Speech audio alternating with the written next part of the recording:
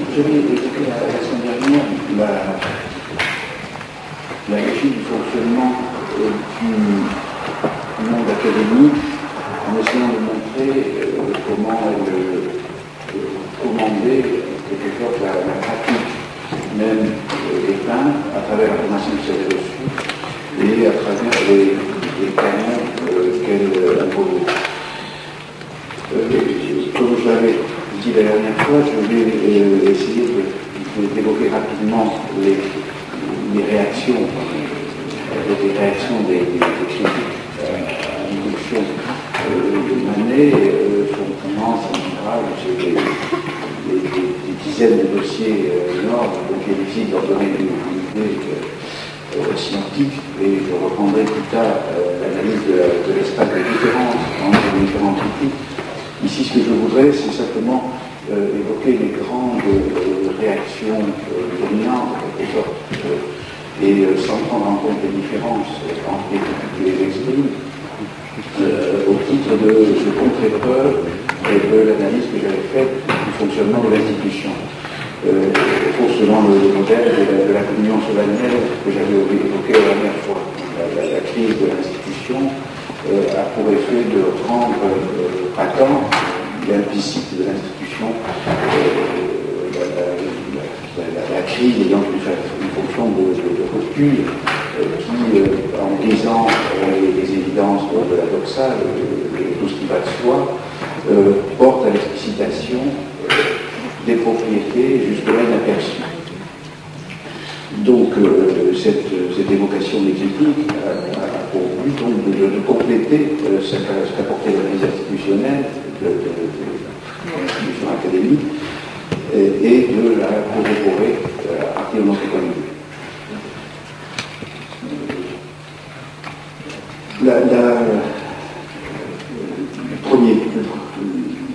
L'objectif premier de la critique des critiques porte sur la technique.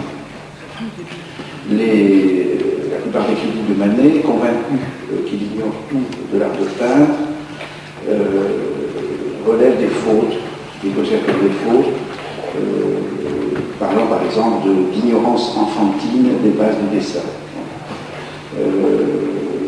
Alors je m'appuie ici sur un livre très fondamental de Hamilton, G.H. Hamilton, Manet and its Critics, Manet et ses critiques, est paru à Yale en 1954. Donc, l'ignorance enfantine de la dessin. Il perçoit la peinture de Manet comme plate, dans la mesure où elle bannit les passages, les valeurs intermédiaires. Et il arrive que le peintre du balcon soit comparé à un peintre en bâtiment. Surtout de manière très systématique, alors là on pourrait, c'est une litanie, ça revient sans cesse, les critiques déplorent le manque de fini. Manet, dit-on, croit faire des peintures alors qu'il pose des esquisses. Il y a Albert Wolff, le critique du Figaro, alors il est plus conservateur, un effet qui résistera jusqu'à la fin. Manet dit que nous, en 75, c'était en 61, en 75, se moque du jury en envoyant des ébauches à peine explicées. Le nôtre, en 76, par pure incompétence, Manet ne finit pas ce qu'il commence. Ce qui a commencé. L'autre, toujours en 1976, lui propose de ne rien finir. Et Mallarmé, dans le texte dont je vous parlerai la prochaine fois, le défend exclusivement contre cette accusation sans cesse répétée. Alors, on peut s'appuyer ici sur un livre important de Albert Boym. Albert Boym est un historien d'art américain qui a écrit un livre intitulé The Academy and French Painting in 19th Century, publié à Londres chez Fayon en 1971.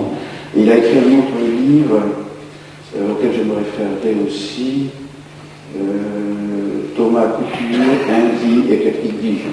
Thomas Couture et la vision éclectique, Londres, Yale University, Londres et nous avons Yale University Press 1980. Bon, Boy, à propos de la réception de Manet, commencer par Sloan. Sloan, c'est un des grands critiques. Je vais vous donner la référence, je crois que j'ai déjà donné la référence de son livre. Excusez-moi.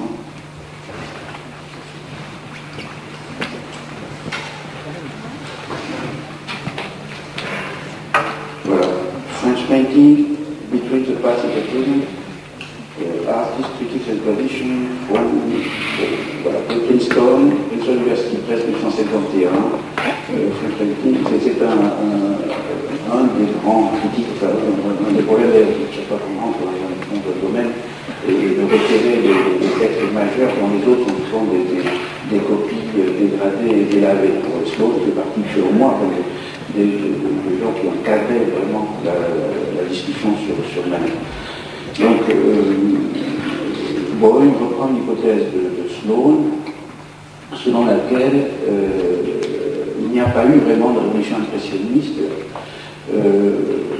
dans la mesure où elle aurait consisté essentiellement à constituer en œuvre achevée les esquisses des peintres académiques.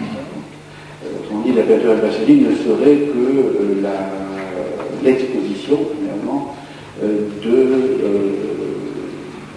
peinture dans un état où, ordinairement, elle restait à l'atelier. Autrement dit, ce serait une sorte de déplacement de la frontière du public et du privé. Et alors, pour soutenir ou argumenter en faveur de cette hypothèse,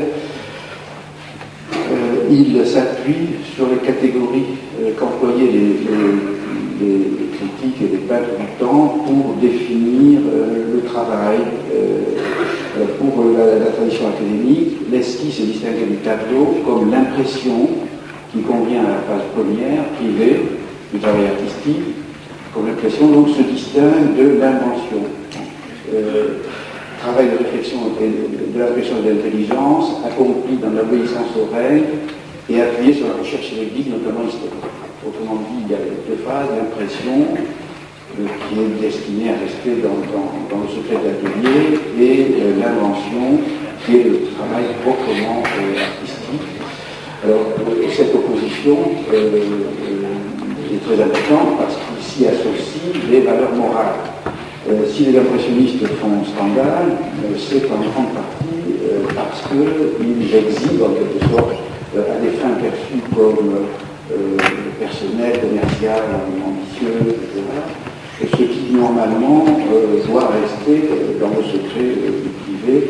Et comme dit Boyle, sachant toutes les valeurs morales qui s'attachent à l'enseignement du dessin, et notamment le travail patient et minutieux conduisant, comme dit Boyle, à un étalage pictural d'application laborieuse et diligence,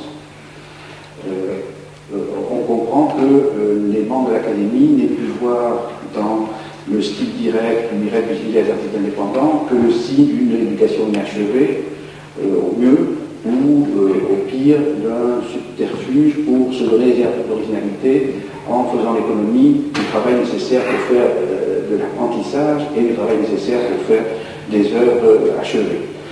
Bon, alors, ce thème du travail est très important, il reviendra dans Manet. Évidemment, je l'ai déjà dit, je ne peux pas assez insister, la peinture académique demandait un travail formidable, à la fois dans l'accumulation de l'information. C'est vrai aussi, bizarrement, c'est une chose qu'on oublie chez certains peintres qu'on appellerait aujourd'hui conceptuels, et dont les œuvres paraissent bricolées, bâclées, etc., c'est des grands arguments qu'on emploie contre elles. Il se trouve que dans certains cas, le montage, la conception et l'invention de l'œuvre demandent un travail préalable, historique, extraordinaire. Je pense à... Bon, je vais vous donner des exemples.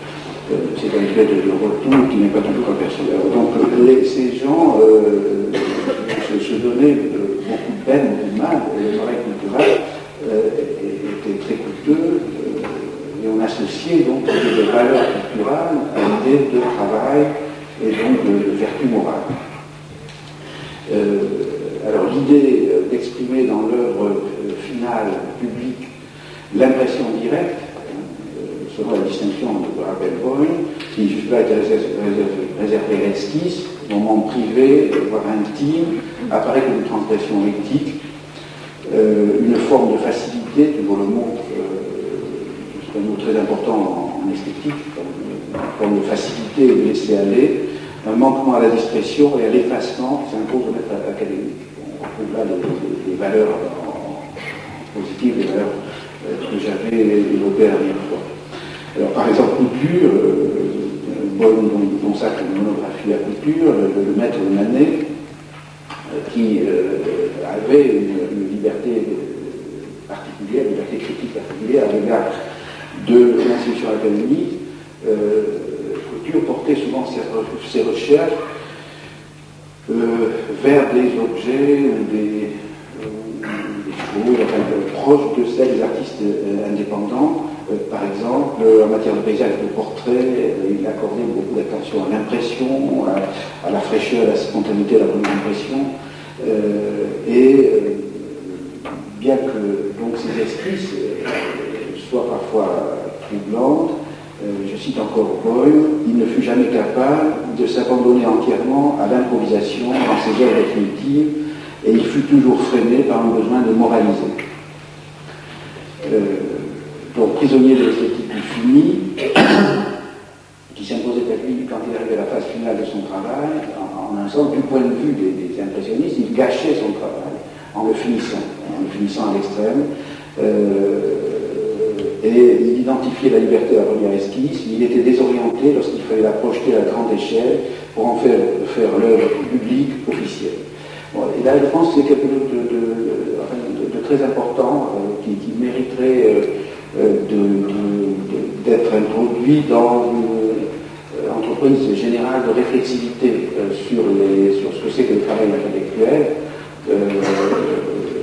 Je pense que c'est quelque chose que j'ai observé sur moi-même, mais aussi sur des personnes avec qui j'ai pu travailler. Si la lecture des épreuves, par exemple, est une épreuve très angoissante, c'est que les secondes épreuves, lorsqu'elles existaient, malheureusement les éditeurs de plus en plus les font disparaître pour des raisons d'économie, la lecture de seconde épreuve était une épreuve terrible parce qu'elle marquait cette ligne invisible où la chose cesse d'être comprise. Et de même que la lecture du livre, lorsque le livre arrive, on n'a jamais de plaisir avec lui quand on fait cette lecture. Le livre achevé est terrifiant parce qu'il a cette espèce de fini qui lui donne un côté fatal. Les erreurs sont là, sont corrigibles, on les voit tout de suite, on les avait pas vues avant, c'est certainement. Il y a donc, à mon avis, une réflexion à faire sur ce que c'est que ce passage de la ligne du privé, du brouillon, du sketch au public, à l'officiel, au lisible de tous. Bon, alors, évidemment, dans l'écriture, on peut anticiper. On a toujours un collège invisible de lecteurs à qui on pense quand on écrit. Mais c'est à cette anticipation qui a un effet de censure terrible. Se concentre en quelque sorte dans le moment de la publication, du devenir public du texte privé. Et si je dis ça, c'est que la réflexivité telle que j'encourage n'est pas simplement un exercice intellectuel d'intelligence, c'est aussi un exercice critique destiné à produire des effets thérapeutiques. Bon, je connais beaucoup de chercheurs, particulièrement des femmes, pour des raisons physiologiques évidentes, qui ont beaucoup de peine à passer cette ligne et qui diffèrent éternellement le passage de la ligne. Il y a par exemple, c'est classique de la thèse, mais c'est aussi classique du livre, des travaux interminables, à mon sens, en partie par une attention excessive à ce passage de l'impression à l'exécution, à l'invention. Voilà. L'analyse, comme toujours, n'est pas automatiquement curative. C'est pas parce qu'on sait qu'il y a quelque chose à savoir, qu'on est libéré des effets de cette chose, mais ça peut aider à trouver des ruses. Alors, une des ruses étant c'est des choses que j'encourage en tant que responsable de direction de recherche. J'ai constamment à aider les gens dans ce travail. Et donc j'ai inventé un certain nombre de ruses qui ont fonctionné pour moi-même et que j'essaie de conseiller aux autres en fonction de l'idée que j'ai de l'habitus. Une des ruses, ça consiste à monnayer la difficulté.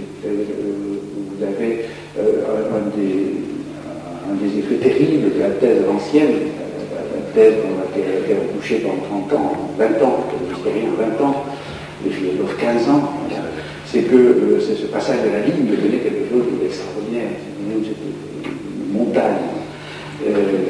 Et il y avait un interdit académique,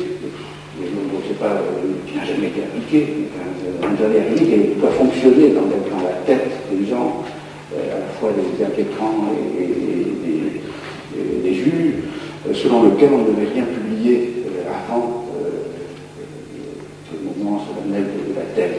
Tout ça pour contribuer à faire de ce passage du néant à l'être, cette naissance, une sorte de très dramatique, en plus.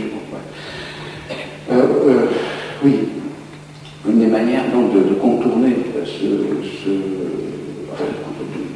de contrôler tant bien que mal ce passage, c'est de monnayer l'absolu. Au lieu de faire en tout ou rien, je ferai le livre ultime, final, définitif, comme je dis souvent aux jeunes, de faire des tas de petits articles auxquels on n'attache pas beaucoup d'importance, qui ne sont que des esquisses, et de publier plutôt vite des esquisses. Ce qui fait que je pousse beaucoup les jeunes à publier, parfois peut-être un peu trop tôt, mais je pense que c'est très important, parce que il y aurait une à faire de ce travail.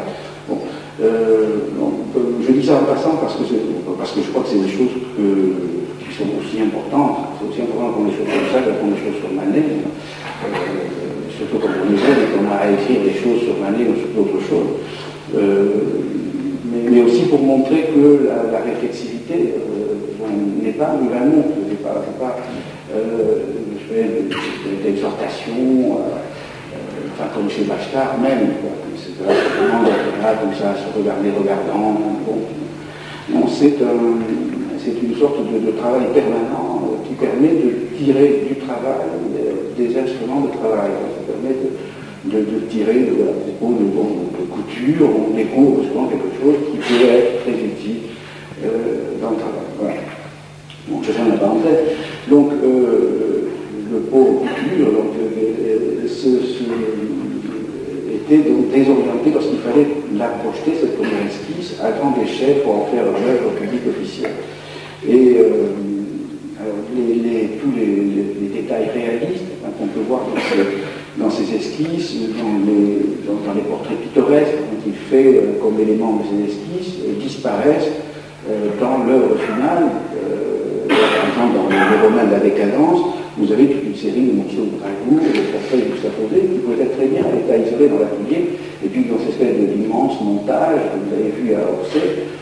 Bon, ce devient imperceptible, d'une part parce que noyé dans une composition sans nécessité, et effacé par le travail de finition qui produit un effet d'élévation et d'idéalisation voulu, mais en même temps de distanciation et de refroidissement, si je puis dire. Le fini refroidi. Donc le fini, en idéalisant, rend impersonnel et universel, c'est-à-dire universellement présentable. On sait comme s'habiller en dimanche. C'est vrai, le fini, c'est la vie endimanchée. On peut se sortir, on peut se parler autrement. Alors ça, c'est une chose de très très profonde, presque anthropologique, qu'on voit très bien dans le travail que j'avais fait il y a quelques années sur la photographie. C'est certain que les gens ne se laissent pas photographier au naturel. Ils veulent plutôt prendre la pause, construire une image d'eux-mêmes, mettre leurs plus beaux vêtements, etc. Bon, ils veulent se rendre présentables. Là, tout le travail du filiste, c'est un travail qui porte à la publication, donc qui suppose la présentabilité. Pour être publiable, rendu public, il faut être endimanché. Il faut être, les Romains de la Décadence sont l'exemple parfait de cette peinture endimanchée. C'est une série de morceaux de bravoure, des personnages qui se découpent sur le fond au détriment de l'unité de l'ensemble. Cette peinture donc ne peut susciter une sorte de délectation ascétique, une lecture de déchiffrement érudit, comme si la forme, à force de froideur, avait annulé la substance, avait annulé le bon. Alors, on voit bien, à travers cette analyse qui est inspirée par Boym, on voit bien que la rupture avec le style académique implique la structure avec le style de vie qu'il suppose et anime, et là c'est un postulat d'esthétique que j'ai toujours défendu, qui est au centre de la distinction. Le style de vie est un tout, et le style d'écriture, il y a des bases anthropologiques à la graphologie, pas au sens de fausse science, il y a une base anthropologique à l'idée d'une affinité structurale entre l'allure globale d'une écriture, l'allure globale d'une démarche, l'allure globale d'une manière de s'habiller, l'allure globale d'une manière de parler, etc. Et toute cette affinité, c'est ce qui fait le style d'une personne, qui fait son style de vie, et qui s'exprime aussi pour ceux qui sont des producteurs d'œuvres dans le style de leur œuvre. Bon. Et alors c'est ce que encore une fois, la crise introduite par Manet oblige les spectateurs à porter au jour. Par exemple, Couture, c'est une anecdote qui a été racontée 100 fois à propos du buveur d'absinthe que Manet avait présenté au salon de 1851, où il fut refusé. Manet, Couture, disait, un buveur d'absinthe, est-ce qu'on peut faire une abomination pareille? Mais mon pauvre ami, le buveur d'absinthe, c'est vous qui avez perdu le sens moral. Et Duranty, encore c'est une critique modérée, tempérée, commençait son article du 5 mai 1870 dans Paris Journal par une anecdote. Il racontait que quand il était arrêté dans la leçon de musique, un autre visiteur qui regardait le même tableau ouvre son catalogue, voit le nom de Manet et s'écrie « Quelle débauche !» Donc c'est ce lien entre la forme et ça, indépendamment du côté érotique que peuvent avoir les peintures de l'Olympiade. La débauche est déjà au niveau même de la forme. Évidemment, c'est redoublé quand on sait que la personne représentée est constituée, etc. Mais enfin, ça n'ajoute pas grand-chose.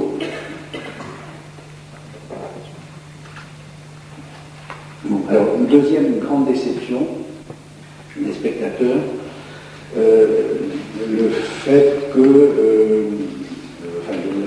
plutôt de l'œil académique, que je l'avais défini, deuxième grande déception, le fait que la peinture que propose Manet n'est plus un récit, n'est plus la représentation dramatique d'une histoire. Bon, ainsi, pour Paul Manx, critique de la Gazette des Beaux-Arts, en 69, Manet dit, Manet a quelque chose à dire, mais comme si vous laissez le spectateur en expectative, il se refuse encore à l'exprimer. Généralement, on reproche à Manet de ne pas présenter les sujets bas, de les traiter de manière objective, froide, sans leur faire signifier quelque chose. Donc tout ça atteste que le peintre transgresse le principe de la bienséance esthétique et sur les principes de la bienséance esthétique qui sont liés à des principes de hiérarchie de genre, etc., qui sont des principes de hiérarchie morale. Voilà, c'est Sloane. Sloane rappelle comment l'évaluation de l'importance morale et spirituelle d'un objet, je cite, pour l'humanité en général, est un des principes d'évaluation des œuvres. Et il dit un héros était supérieur à un banquier ou à un balayeur, c'est un fait que l'artiste était censé garder à l'esprit dans son travail. Bon, troisième reproche, qui fait voir le lien entre l'abolition des hiérarchies que je viens d'évoquer et l'attention portée à la forme. Le principe de toutes les erreurs de Manet, dit Thoré en 68, c'est une très belle formule d'ailleurs, qui se veut négative, mais qui est en fait très juste et très descriptive. Le principe de toutes les erreurs de Manet est une sorte de panthéisme qui ne fait pas de différence entre une tête et une pantoufle, et qui accorde parfois plus d'importance à un bouquet de fleurs qu'à un visage de femme. Et il se réfère aux deux gars, la femme et le bouquet. Et alors toutes les fautes relevées par les critiques ont pour principe le décalage entre les attentes de la vie académique, c'est-à-dire les significations, et l'offre des nouveaux peintres qui offrent plutôt les formes. Thoré, par exemple, à propos du portrait de Zola, remarque que la tête attire peu l'attention parce qu'elle est perdue dans les modulations colorées. La tête devient elle-même noyée en quelque sorte, alors qu'elle est l'objet hiérarchiquement intéressant.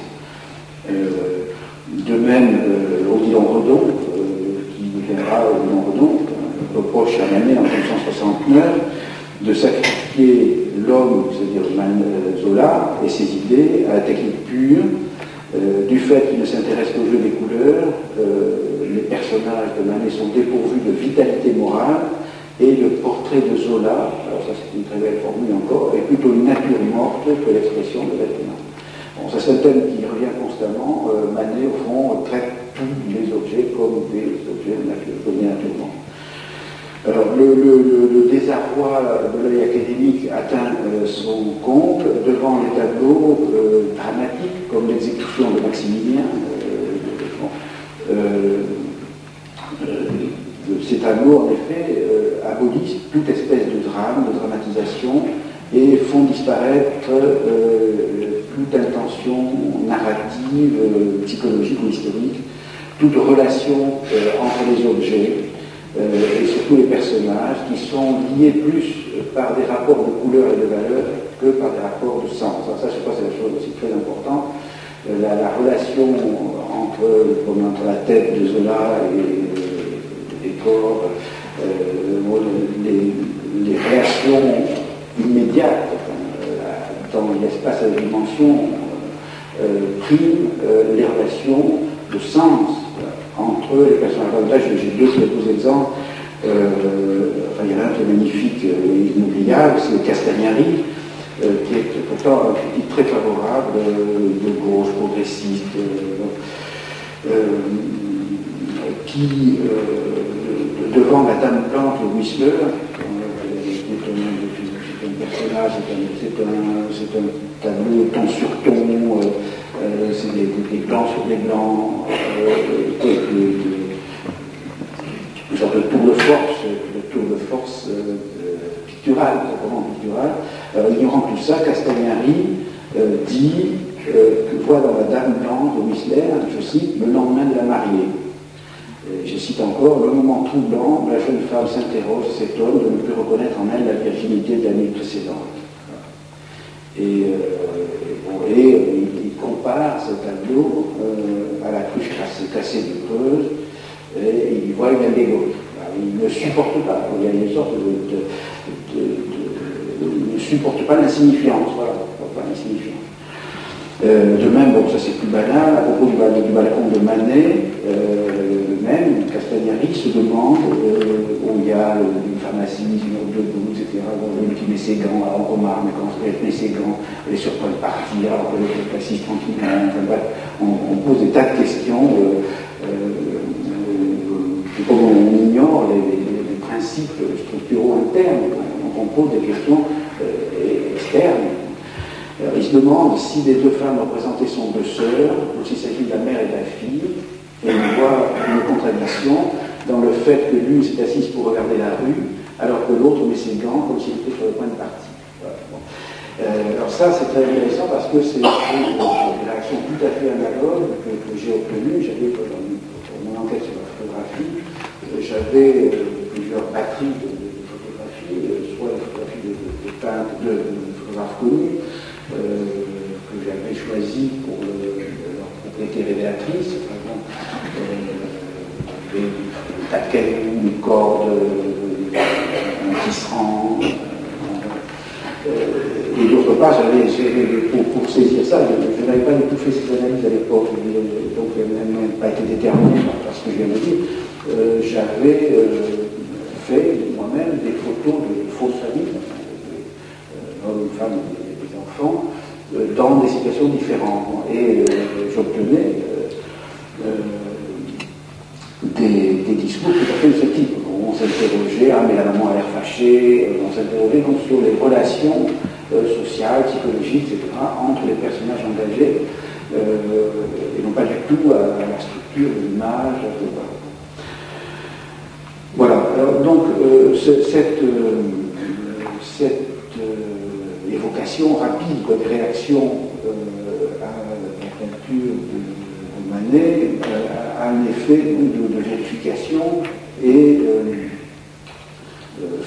fait voir que les présupposés de l'art académique sont chahutés, mis en question par la peinture hérétique. Et autrement dit, la peinture hérétique menace les fondements même de l'institution du fait que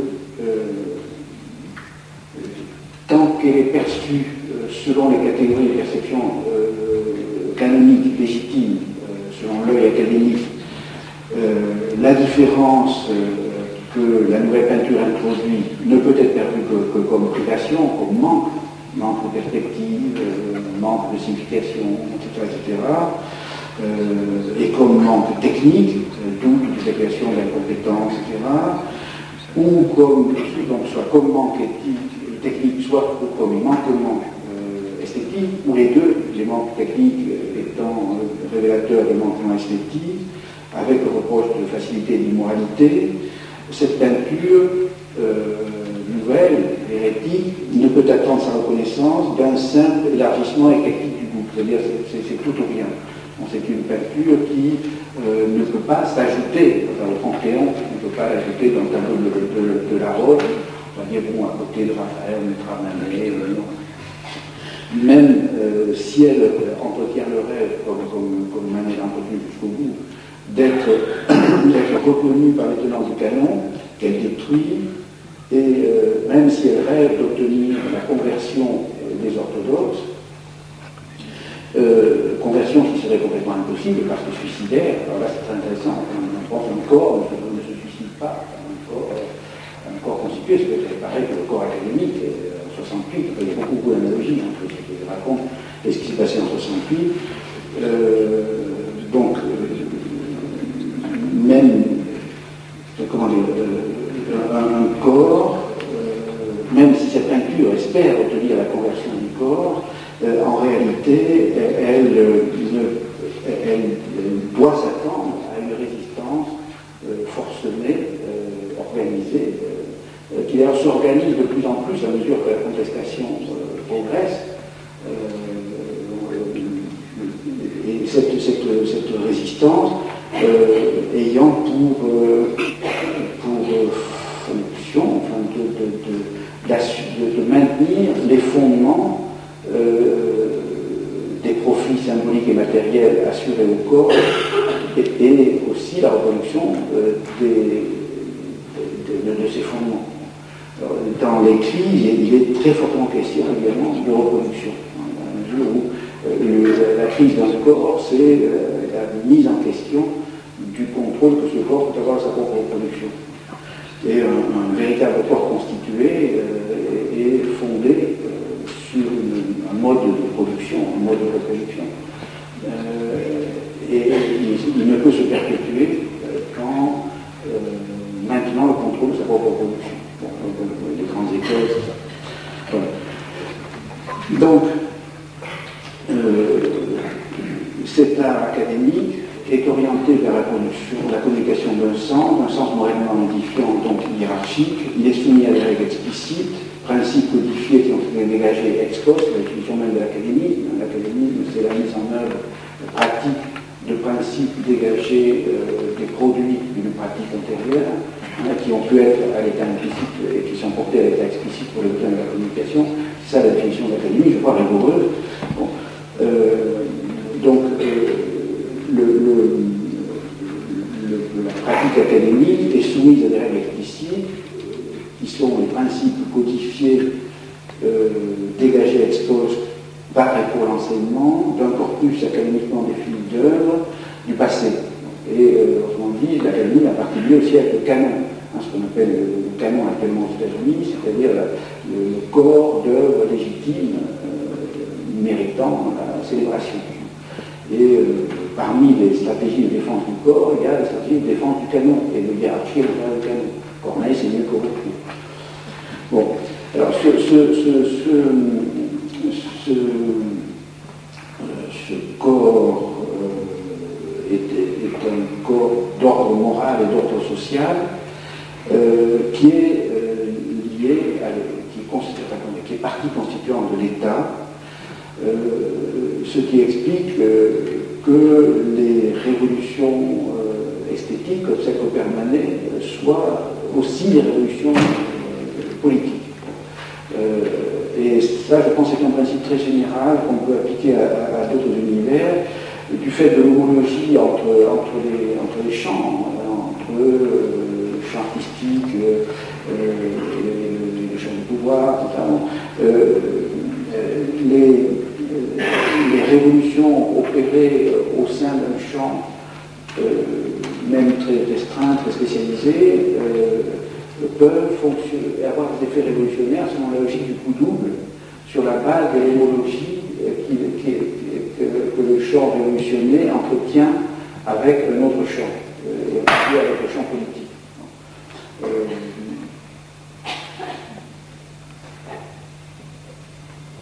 Et c'est ces homologies, qui peuvent en temps normal passer inaperçues, peuvent servir de base à des alliances à la fois des subversifs et à la fois des hérétiques et des orthodoxes en cas de révolution. Par exemple, le texte de Mallarmé, le très beau texte de Mallarmé pour la défense de Manet que je vous montrerai, repose sur, prend sa racine profonde dans l'homologie entre le champ de la poésie et le champ de la peinture. Mallarmé, comprenant très bien ce qui se passe dans le champ de la peinture, à partir de la position homologue qu'il occupe dans un champ de la poésie qu'il est en train aussi de révolutionner.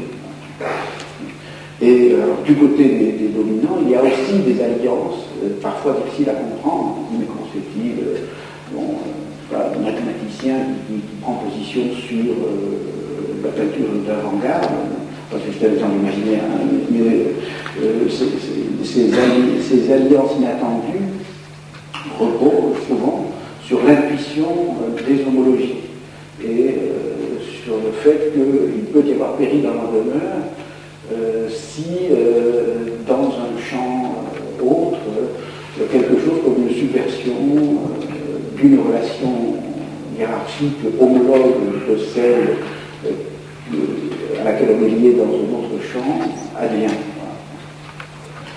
Alors, ceci vous paraît très abstrait, mais pensez à des exemples concrets, vous en avez sûrement sous les yeux. Voilà. Alors, bon, à travers l'académie et ses maîtres, l'État, détenteur du monopole de la violence symbolique légitime, impose le principe de vision et de division légitime en matière de représentation figurée du monde, ce que j'appelle le nomos artistique, le principe de vision et de division artistique, qui régit la production des images légitimes. Et l'État a en quelque sorte le monopole de la nomination, il faut prendre le mot nomination au sens très fort, c'est-à-dire à la fois la nomination de l'objet, le fait de donner un nom, et la nomination de personnage. Je vous nomme professeur. Donc l'État, le monopole de la domination, acte de désignation créatrice qui fait exister ce qu'il désigne conformément à ses désignations. Tu es ce que je dis que tu es, et tu dois être, ce sont des affirmatifs, tu es et tu dois être à la hauteur de ta fonction. Je vous rappelle, j'avais cité l'exemple de l'Inde qui nommait à l'Académie, se sent immédiatement investi d'une mission. Une nomination, c'est une mission, c'est une essence qui doit découler une existence. Il faut que ton existence soit à la hauteur de ton essence. Et le monde social décerne des essences. Le monde social, je dis, c'est une définition sociale. Cette définition sociale est grosse, comme disait l'ami, d'attentes collectives. Ces attentes collectives qui sont exigeantes. Tu ne peux plus te comporter, tu dois être toujours endimanché. Tu es devenu un personnage public, tu ne peux plus. Donc, alors, le monopole de la domination étatique, quand il s'applique au champ, à l'univers artistique, en la forme du monopole étatique de la production des producteurs et des œuvres légitimes, et ça c'est la définition d'un corps, un corps contrôle la production des producteurs, la production de l'habitude des producteurs, et à travers la production des producteurs, il contrôle déjà grandement les produits, mais en plus il contrôle les produits. Il instaure des barrières à l'entrée, c'est encore une académie qui est composée des mieux produits des producteurs qui contrôlent les aspirants à la production publique. C'est très très dérouillé, on a beaucoup de systèmes comme ça encore. Si vous regardez l'Institut de France, réfléchissez, vous verrez. Donc, si le monopole étatique de la production des producteurs et des œuvres repose en définitive, et ça c'est une chose très importante, sur le monopole du pouvoir de dire qui est peintre et qui ne l'est pas, ce qui est peinture et ce qui ne l'est pas. Et je peux vous lire tout de suite un texte assez pathétique du baron de Neuwerk, qui était un des grands personnages de l'art. Bon, c'est tout à fait la fin de l'histoire, il dit ça dans des années, non, ça doit être 61, c'est le comte Walewski, ministre d'État, à l'occasion de la cérémonie de la distribution de récompense du salon en 61. J'avais tout faux, mais enfin ça revient. J'ai entendu invoquer les libertés de l'art, les droits de l'invention et du génie économique. L'exposition telle qu'elle est n'est-elle pas assez considérable? Écrivons pour un moment sur la porte de ce palais de l'industrie, tout peintre, tout sculpteur, tout graveur a le droit d'être admis. Bon, ironiquement, bien sûr. Mais où commence le peintre, le graveur, le statuaire? Si chacun reste libre d'en décider à sa guise, toutes les fausses vocations se décernent immédiatement leur brevet. Toutes les erreurs de l'enfant et du vieillard se produisent au grand jour, pour la production, en publication. C'est un devoir pour ceux qui ont mission de veiller au mouvement des lettres et des arts, de lutter courageusement contre les faux dieux, lors même qu'ils sont soutenus par une popularité éphémère et encensés par un public égaré. C'est les faux dieux. Même quand les faux dieux, c'est-à-dire Manet et ses amis, même ceux qui ont mission de veiller au mouvement des lettres et des arts, les hiérarques qui contrôlent l'ordre de l'art, doivent maintenir cette frontière entre ce qui est peint et ce qui ne l'est pas, ce qui est peinture et ce qui ne l'est pas. Voilà. Alors, comment cet univers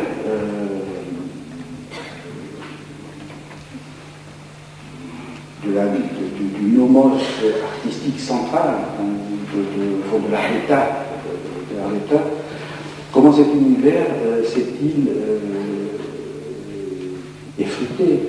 Comment cette espèce d'assurance collective s'est-elle effondrée? C'est un problème très difficile et comment dire, ça a pris 30 ans, 40 ans, il a fallu une quarantaine d'années pour que ça s'effondre finalement le cours des valeurs garanties par l'État. pour que les peintures pompiers qui atteignaient des chiffres de vent supérieurs aux peintures classiques deviennent quantité négligeable. Bon. Alors, un des objectifs du travail que je veux faire, mais que je ne pourrai pas terminer cette année, c'est de décrire la révolution par laquelle cette croyance, cette orthodoxie, c'était cette croyance droite, garantie par l'État, sur laquelle reposait le salon, les beaux-arts, etc., s'est peu à peu effritée pour laisser place à un état d'anomie. On avait un nomos unique, un état d'anomie, il n'y a plus de nomos. Voilà. Il n'y a plus de nomos, ou plutôt il y a des nomos, il y a plusieurs. Il y a des principes de construction, d'évaluation différents. Il y a des gens qui se battent pour le pouvoir de dire qui est peintre et qui ne l'est pas, ce qui est peintre et qui ne l'est pas. Et ça, des gens qui se battent pour pouvoir le dire qui est peintre, qui ne l'est pas, ce qui est peintre et qui ne l'est pas. Ça, c'est un champ. Ils se battent pour avoir le monopole, comme avait l'État, comme avait le ministre des Beaux-Arts. Ils se battent pour avoir le pouvoir de dire ce que je fais, c'est ce qu'il faut faire. Et c'est la seule chose qu'il faut faire. Je suis l'accomplissement aussi, mais ils s'affrontent, il n'y a plus d'arbitre unique. Ils n'ont pour arbitre que d'autres producteurs qui ont les mêmes ambitions ou prétentions qu'eux, et qui disent aussi j'ai le monopole, etc. Et comme toi, j'ai eu le monopole. Alors ce qui reste, ils ont quand même quelque chose en commun, très important, c'est qu'ils s'accordent sur l'objet de la lutte. Ils luttent pour le monopole, ils ont en commun de lutter pour le monopole que par définition ils ne peuvent pas partager, puisque le monopole, par définition, un seul le détient. Alors ils peuvent faire des petits oligopoles, ils peuvent faire des clubs d'admiration mutuelle pour essayer de... Enfin, bref. Mais voilà, alors ça, en gros, c'est ça l'histoire résumée en termes de modèle, il me semble, c'est l'histoire du passage de l'art centralisé autour d'un nomos unique à un champ de production artistique affrontant des dieux, comme on disait l'autre, il y avait la métaphore des dieux incertains, multiples, peut-être le polythéisme, on parle du monothéisme, une sorte de polythéisme dans lequel ça fouille, il me semble que la métaphore des dieux, oui c'est ça, lutter courageusement contre les faux dieux, quand même qui sont soutenus par une probabilité éphémère. Voilà, alors là j'ai donné des grandes lignes. Bon, il faudrait rappeler comment l'institution académique, mais ça serait, c'est très important, comment l'institution académique instaurait le monopole de la publication, de la manifestation, de l'exposition. Alors là aussi on voit la notion d'exposition qui est complètement usée. Il y a une exposition chez... bon, cette notion reprend tout son sens quand on voit qu'il y a une lutte, elle existe toujours, c'est pas facile pour un jeune peintre d'exposer. Mais dans le cas de l'état académique organique, la lutte pour l'exposition était concentrée autour de la lutte pour le salon. C'était publier au salon ou mourir. Et une des premières failles dans le monopole du nomos artistique a été la multiplication des lieux d'exposition. Alors il y a eu beaucoup de travaux dans cette direction, en particulier des travaux je crois que c'est Jean-Claude Bouillon, c'est un professeur d'histoire de l'art à Clermont-Ferrand, qui a beaucoup insisté sur le rôle sur la multiplication des lieux d'exposition et de vente, voyant dans cette pluralité des lieux d'exposition un des facteurs déterminants de l'effondrement du monopole du salon. Au fond, c'est une vision que je trouve, c'est un élément intéressant, mais c'est une vision que je trouve un peu restreinte. C'est une vision mécaniquement matérialiste qui réduit l'effet de l'exposition à un effet de rendre au public, de rendre accessible au public, alors qu'il y a dans l'effet d'exposition un effet de consécration. Et le problème, ce n'est pas d'avoir des lieux d'exposition, c'est d'avoir des lieux d'exposition qui soient de vrais lieux d'exposition à l'ancienne, qui soient en même temps des lieux de consécration, donc on n'en sort pas. Alors bon, il y a toute l'histoire là, ça serait long à raconter sur son livre, je ne crois pas dans mes notes. Louis Martinet, un personnage qui a joué un très grand rôle, qui a fait des tas d'expositions parallèles, avec un problème. Bien sûr, on peut toujours exposer, on peut faire des expositions à Barbizon, on peut faire des expositions partout. Simplement, ces expositions n'ont pas du tout ce qui est attendu ordinairement de l'exposition, c'est-à-dire l'effet de consécration des œuvres exposées, comme dignes d'être exposées, et du même coup, l'effet d'attraction d'un public reconnaissant cet octroi de reconnaissance, d'abord en venant considérer les œuvres, puis en les achetant ou en les admirant. Donc, il ne suffit pas, on est dans l'économie des biens symboliques, il ne suffit pas de faire un monoprix, et au contraire, si aujourd'hui vous voulez faire un truc d'avant-garde exposé chez Leclerc, bon, je ne suis pas fille, ça peut être un couple esthétique, certains l'ont fait, l'équivalent. Mais, enfin bref, on voit bien que le lieu d'exposition en lui-même, la conquête des lieux d'exposition n'est pas par soi une révélation. Bon, alors, et évidemment, qu'est-ce que je cite là je passe, ce serait très long et un petit peu barbare l'histoire de tous les lieux successifs de Martinet, je sais pas. Alors, en gros, de ces expositions successives, il faut retirer l'idée que, bien sûr, le problème se concentre autour de salons des refusés, exposés ailleurs, contre l'excommunication, qui est une exclusion hors de la vue. Et Manet, dans un de ses catalogues, dit que, voilà, non, c'est pas Manet insiste sur le fait que si le public ne voit pas les œuvres, il ne pourra pas s'y habituer, donc il ne pourra pas acquérir l'œil permettant de les comprendre.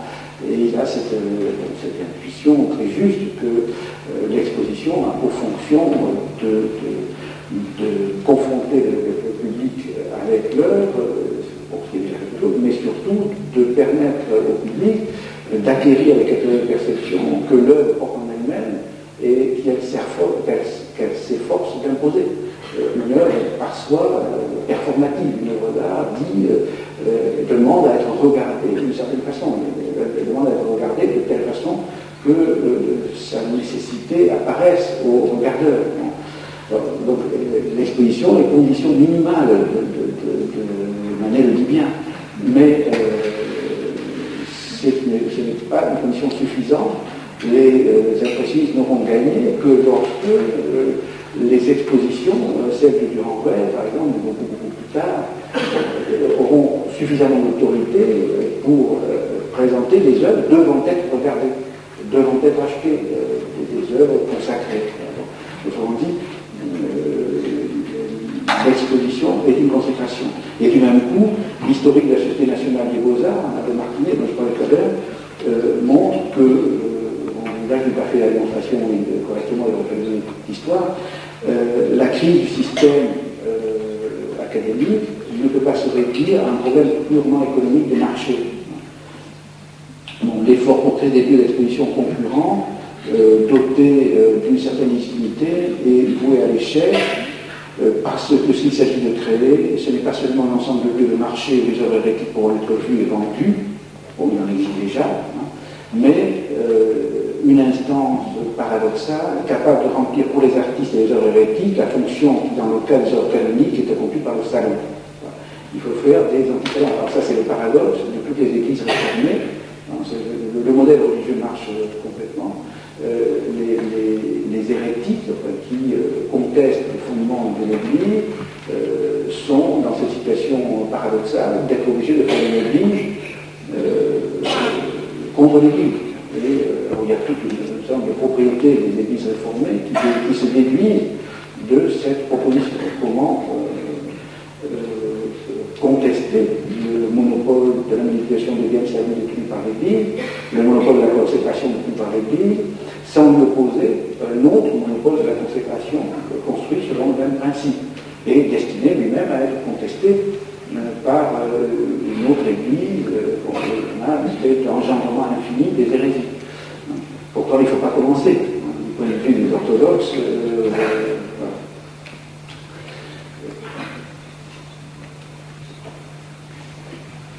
Donc voilà, j'ai réglé peut-être un peu vite cette idée que parmi les facteurs de transformation, si important soit-il, la création de lieux d'institution, de lieux d'exposition concurrents n'est pas suffisante.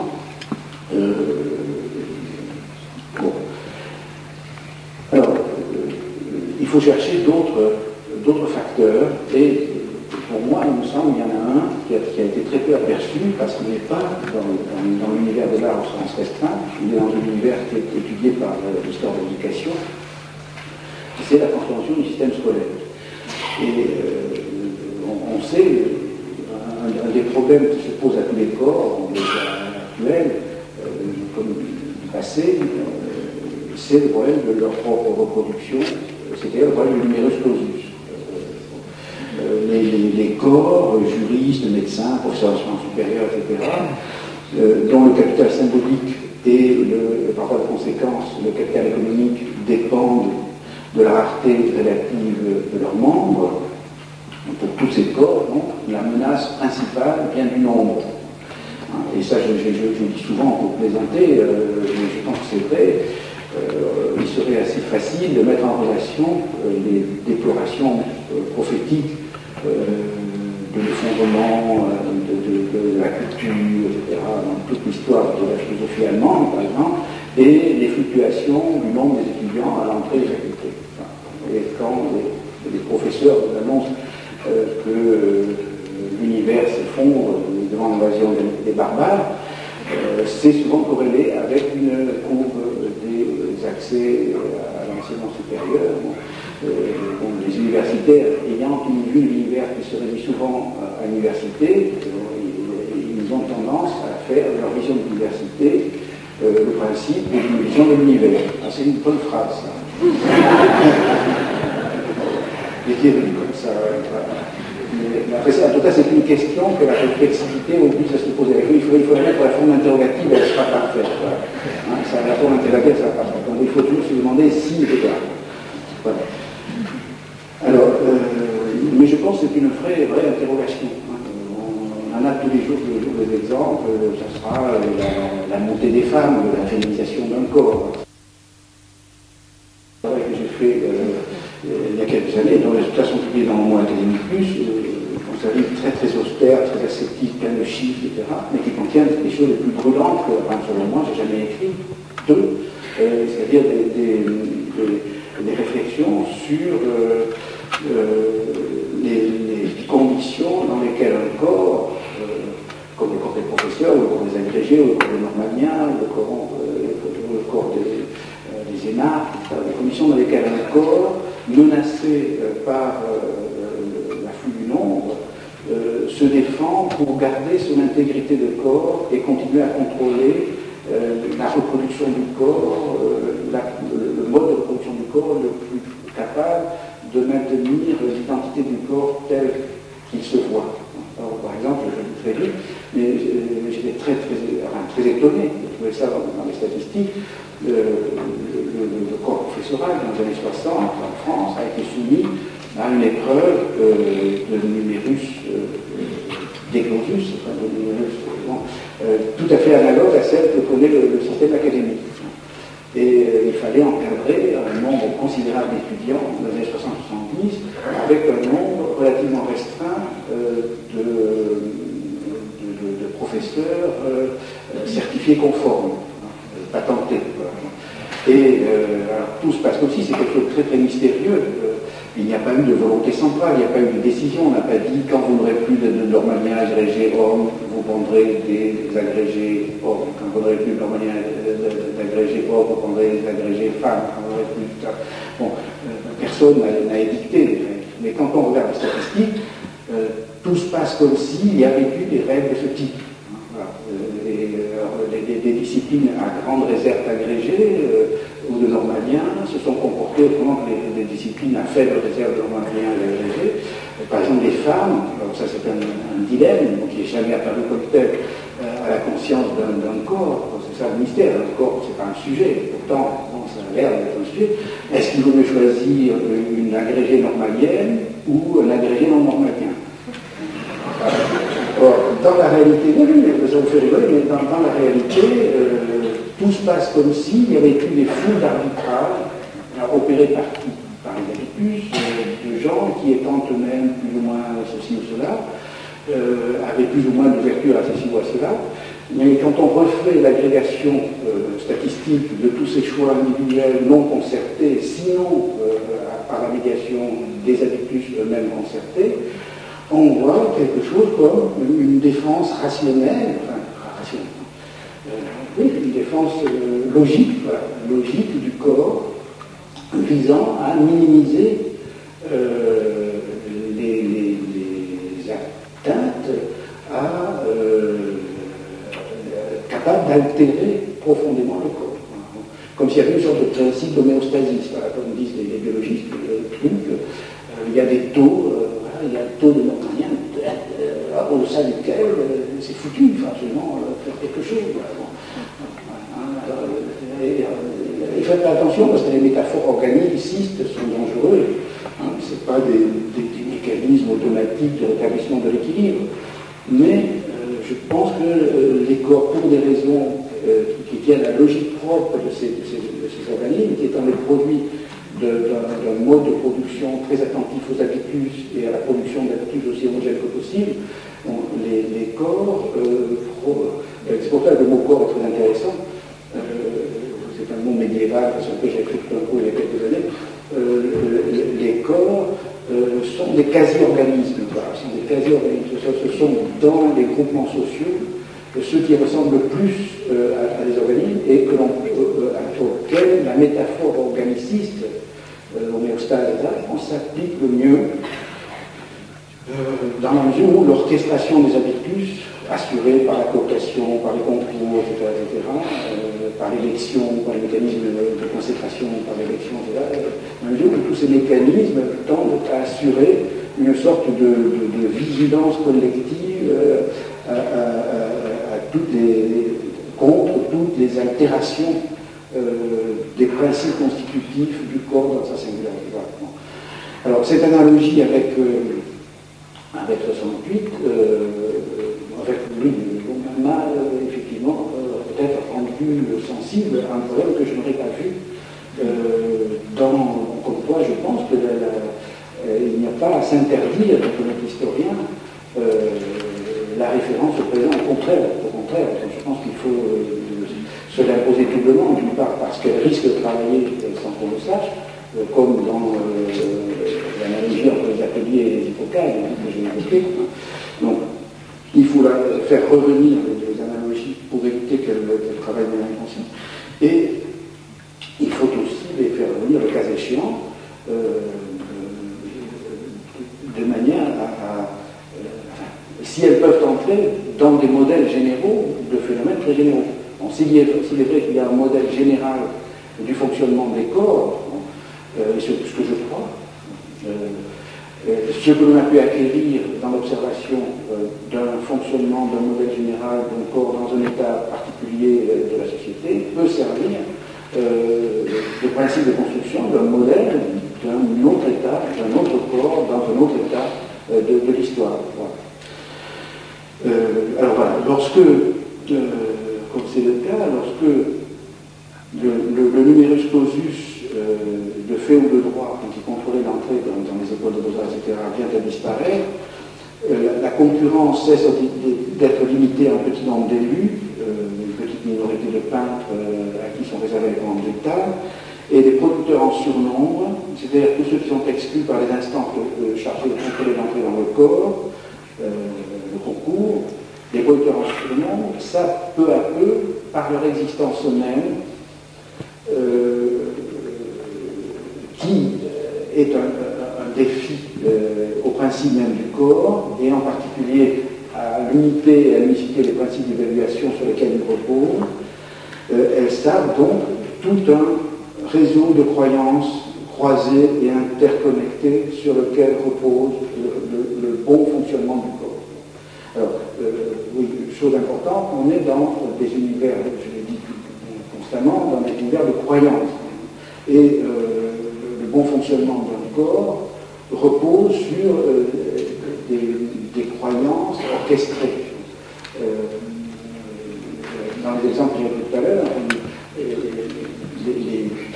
les valeurs associées aux différentes étiquettes, homme, femme, normalien, normalienne, agrégé, ce sont des jugements, ce sont des croyances, des croyances collectivement ratifiées. Ces croyances sont affectées par l'irruption dans l'univers de gens qui, d'une part, ne participent pas de ces croyances, ne sont pas passés à la moulinette formatrice, ils ne sont pas passés par les classes préparatoires, par exemple, ils sont pas passés par les ateliers, et d'autre part, ils les mettent en question par leur existence même, par leur manière d'être, par leur style. Par exemple, dans les enquêtes que j'avais faites juste avant 68, j'avais fait des enquêtes auprès des enseignants de facultés de sciences, assistants, vous avez parlé, il y avait Gesma, entre autres, qui a beaucoup changé depuis.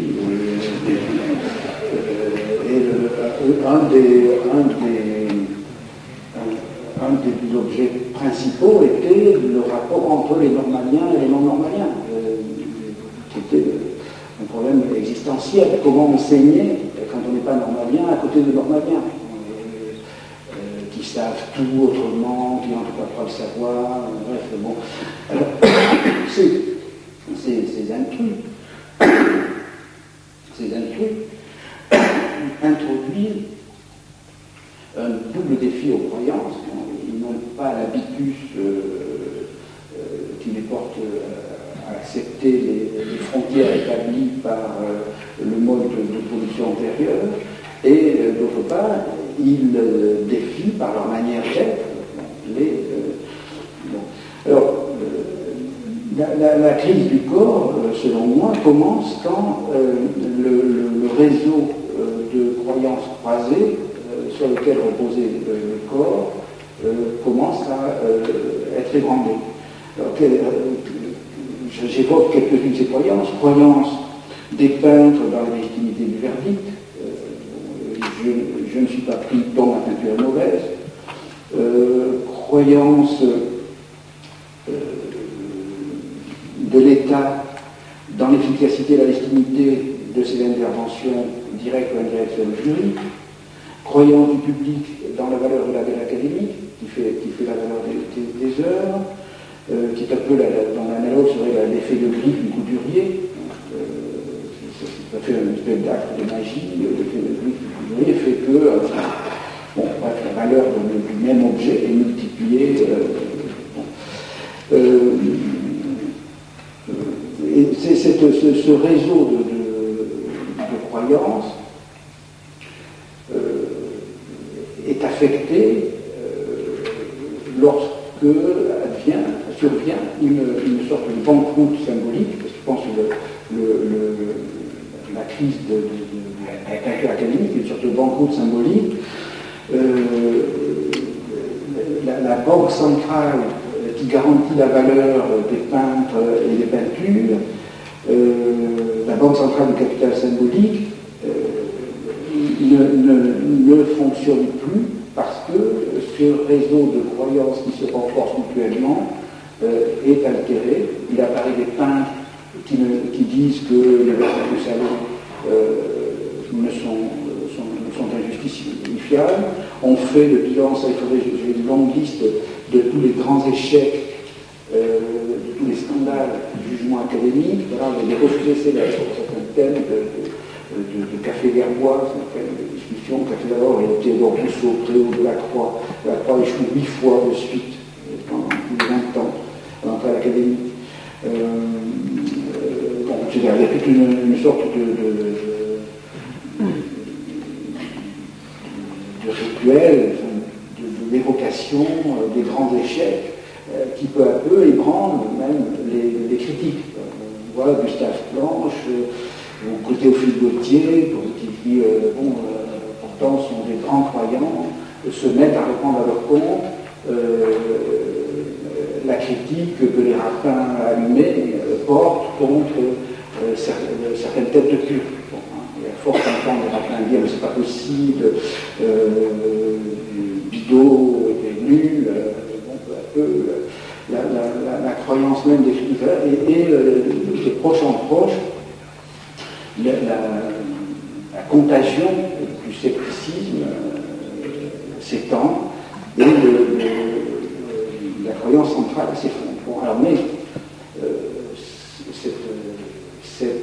cet effondrement de la banque centrale de la croyance du capital symbolique est lié à l'irruption dans l'univers d'une foule de gens non certifiés, et on pourrait dire, dans un terme de sociologie, pourquoi je dis les choses de manière un petit peu confuse et compliquée, parce qu'il y a l'explication sociologique ordinaire, l'explication durkheimienne classique. Pour ceux qui ne savent rien en sociologie, il y a deux grands modèles d'explication matérialistes en sociologie, le modèle marxiste, par transformation des forces productives, etc., le modèle durkheimien, que Durkheim considère clairement comme une alternative, mais pas substitut, complémentaire du modèle marxiste. L'explication par les facteurs morphologiques, comme disait Durkheimien, c'est-à-dire par les effets de nombre essentiellement, les effets démographiques, par exemple. Bon.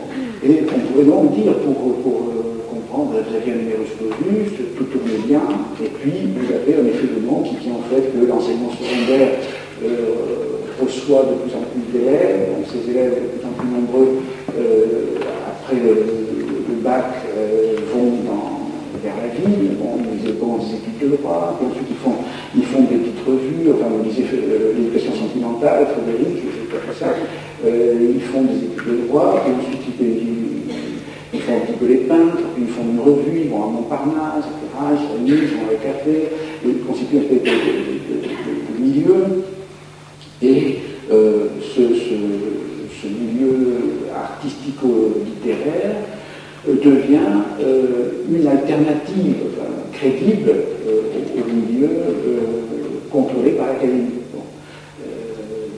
Voilà. Et pour donner une analogie contemporaine, ce serait un peu ce que les étudiants sont au public des ciné-clubs. Donc, le cinéma d'avant-garde ne serait pas possible sans cette sorte de masse de manœuvre du point de vue de la consommation, que sont les cinéphiles obligés, enfin, tout étudiant, les cinéphiles, voilà. Alors, on pourrait donc se contenter d'une explication morphologique de ce type. Il y a surproduction de diplômés dans le secondaire, ces diplômés, dans leur composition sociale, changent un peu, tout accroissement massif du nombre s'accompagne du changement de composition sociale. Il y a une partie d'entre eux qui est un peu moins bourgeoise, donc le cursus qui mène à la fac de droit obligatoire est un peu moins nécessaire. Bon, ces gens bref, on a des fous dans toutes les biographies, des choses, par exemple, on ne connaît pas Patu, et Grève d'écrivains, etc. Bon, et ils constituent un monde littéraire dont on pourrait expliquer ainsi l'effet des facteurs morphologiques, c'est-à-dire l'apparition aux marges du système d'une foule d'acteurs non socialisés aux valeurs centrales du système. En fait, on peut même dire, pour pousser l'explication morphologique à son compte, il y avait toute sa force, que ce phénomène est particulièrement fort en France. Là, il y a des travaux du fait de la jeunesse des cadres administratifs issus de la Révolution de l'Empire, pour des raisons historiques. Il y a eu un renouvellement des cadres, donc les cadres au pouvoir sont sous la Restauration relativement jeunes, donc les jeunes se heurtent à une population relativement fermée. C'est le premier facteur. Le deuxième, c'est la centralisation française qui concentre les diplômés à Paris. Et troisième facteur, qui est aussi typiquement français, que l'analyse comparative met en lumière, l'exclusivisme particulier de la grande bourgeoisie française, qui, particulièrement sensibilisée par les expériences révolutionnaires, perçoit toute forme de mobilité sociale comme une menace pour l'ordre social. C'est le fameux discours de Guizot qui dénonce le caractère inadapté des humanités. Les populations étudiantes sont considérées comme une menace pour l'ordre établi. C'est le fameux thème du bachelier chômeur, etc. Donc il commence à se constituer. Bon, donc, pour un certain nombre de raisons historiques, il y a des raisons générales et des raisons historiques spécifiques, celles que je viens de dire, les facteurs morphologiques au sens durkheimien liés au nombre, à l'afflux d'une masse de clients, ces facteurs ont eu un effet particulièrement puissant en France, mais je pense aujourd'hui, beaucoup de diplômés sont envoyés vers les petits métiers, professions littéraires, le journalisme, la critique et artistique, et la population des rapins est cœur de cette bohème qui a fait l'objet d'innombrables études dans l'époque récente, cette bohème qui est à la fois qui est capitale pour comprendre toute évolution littéraire et culturelle de la France, dans la mesure où elle fournit d'une part des producteurs novateurs, subversifs, n'ayant plus rien à perdre, et surtout une masse de consommateurs ouverts aux innovations. Je pense que sans ces novateurs, l'entreprise de Manet, pas que ce soit une condition nécessaire et suffisante, mais en tout cas c'est une condition très importante. L'entreprise de Manet n'aurait pas réussi s'il n'avait pas pu compter sur la complicité de cette clientèle d'emblée convertie à tout ce qui est révolté contre l'ordre du numerus clausus, dont cette population est elle-même le produit. Donc, cette population d'exclus du système scolaire est spontanément portée à la solidarité avec ceux qui luttent contre le principe d'exclusion. Il y a une sorte de, j'ai appelé ça à propos de 68, il y a une sorte d'humeur anti-institutionnelle qui caractérisait la génération des 68. Cette humeur institutionnelle est d'autant plus probable chez un individu qu'il a plus vu mal à partir avec l'institution. Elle est plus probable chez... c'est compliqué. Je me fais des objections, mais grosso modo, c'est vrai, ensuite ça se spécifie, la propension donc à des dispositions subversives et à la générosité à l'égard, à l'accueil généreux des entreprises subversives est d'autant plus grande, je pense, que l'on est soi-même victime de l'exclusion de la part de l'institution. Voilà. Alors, donc tout ça, c'est en gros la démonstration que je voulais faire pour comprendre, je résume en une phrase, pour comprendre ce qui s'est passé avec la Révolution impressionniste, tout ça. Il est important de voir qu'elle a ces conditions de licitation dans une transformation très profonde de l'enseignement secondaire, qui a été étudiée, vraiment, il y a eu une explosion dans toute l'Europe un peu l'accès à la scolarité secondaire, donc une surproduction de diplômés, mais je pense qu'on ne peut pas se contenter de cette éducation strictement morphologique, comme si quand les étudiants surnombrent des particules qui débordent, qui envahissent, on a des métaphores hydrauliques, c'est comme le torrent qui balaye tout sur son passage. Donc fais attention toujours à la vision mécaniste. En fait, c'est un facteur morphologique, c'est à ça que je voulais en venir, ne s'exerce sur un champ ou sur un corps que dans la mesure où il se plie à la logique du champ et du corps. Ce n'est pas le nombre par soi, c'est un nombre de gens qui, du point de vue du corps, sont dangereux. Autrement dit, l'explication morphologique, comme l'explication marxiste-matérialiste, est souvent utilisée de manière mécaniste. Et il est très important, ça c'est une proposition très générale, je vois pourquoi j'insiste un tout petit peu, chaque fois qu'on recourt à l'explication de ce type, il faut essayer de décrire les conditions structurales à l'intérieur desquelles cet effet morphologique s'exerce et qui rendent cet effet morphologique efficient. Par exemple, on peut imaginer un système scolaire extrêmement ouvert, etc., où l'effet de nombre apporterait des dividendes aux tuteurs, des profits aux provos, et qui absorberait tout. Au contraire, tirerait une prospérité de l'afflux du grand nombre. On dit cet effet morphologique de surnombre produit des effets dramatiques sur un corps strictement constitué autour d'une définition stricte du corps et du droit d'accès au corps. Premièrement. Et deuxièmement, dans ce corps, il introduit des interrogations dramatiques du point de vue du corps, puisque peu à peu, il brise le réseau de renforcement de la croyance sur laquelle repose le corps comme détenteur du monopole du capital symbolique, donc de la croyance. Et ces nouveaux venus bouleversent très profondément